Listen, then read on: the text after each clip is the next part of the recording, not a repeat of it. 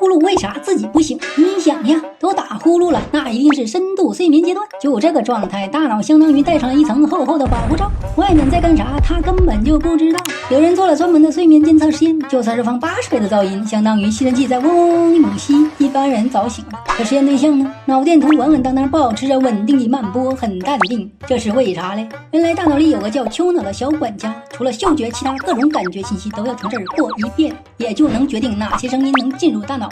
那些对我们没有啥威胁的声音，比如说呼噜声，当做背景音乐处理掉了。像婴儿的哭声和报警声，对我们生存至关重要，丘脑立马传给大脑。不过嘞，要是你的呼噜声足够大，连丘脑这个小管家都觉得没法忽略了，那就不好意思，大脑还是会被吵醒的。